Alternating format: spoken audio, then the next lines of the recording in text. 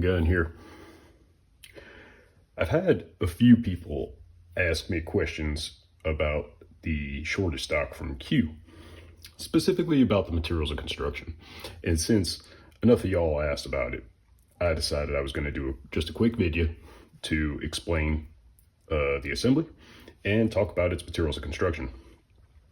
So if any of y'all have any additional questions after this, please hit me up in the comments and we can try and go through it, since it seems like there's a lot of interest in this and I happen to be one of the first people that's been posting stuff about it. So that ain't a brag or anything. It just, I was an idiot and bought these things right away. So, you know, I'm a sucker.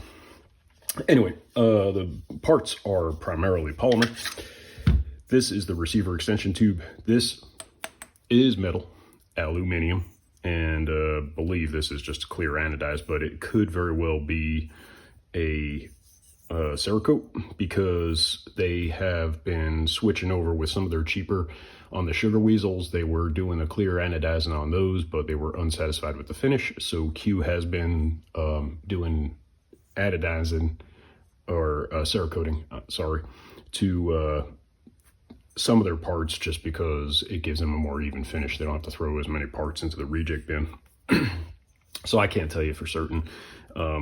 It's kind of uneven on the inside, so my guess is that this is actually just a Cerakote to make it look like the clear anodized, but what do I know? But it is metal. The cover here, which is your cheek weld, this is all polymer, and the rails themselves, these are aluminum. And again, whether this is a clear anodized finish or a Cerakote, I don't know.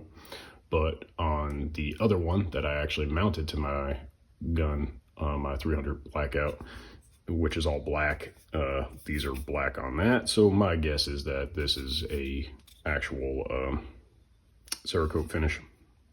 But again, could be anodized, doesn't really matter. The button here is a metal button, and the butt pad is polymer.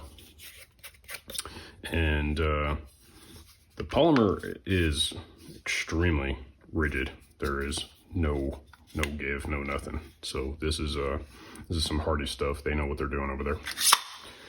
But that's it. Again, the assembly does ship with this castle nut. So when you do the install, and y'all can watch the other video that explains all the details on that, but you'll actually screw this into the back of your receiver, and then you can use castle nut, and you can use the castle nut that you already had on your gun if you had one, assuming you did, because there's nothing special about this particular castle nut. And then they give you this thing in the box that you can use to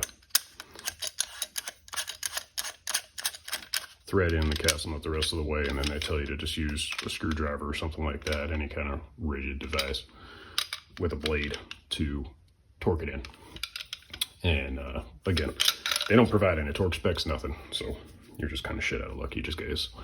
But that's it. So it's metal for the receiver extension, metal for the bars, and polymer for the rest of it, which that keeps it all stupid lightweight. This whole thing doesn't weigh much at all.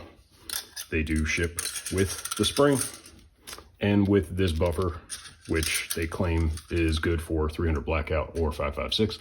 They do sell separately a 9mm buffer that you would use in lieu of this guy if you were using this on a pistol caliber carbine. So that's it. That's what you get in the box. And hopefully I answered your questions. And oh, just in case I didn't point it out earlier, there is this QD swivel. It is ambidextrous, so you can mount your QD sling point on either side of this guy. And the button for deploying the stock is not ambidextrous. So, and again, doesn't matter which color you get, it's only going to be a 2-position stock. So it's either closed or it's open, and that's it. So that's all I got to say about that. That's all I have.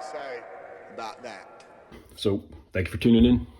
Be sure to check out Dooshbags Brother Dick using the link in the video description down yonder. And remember, I don't know who you are out there, but I got a gun.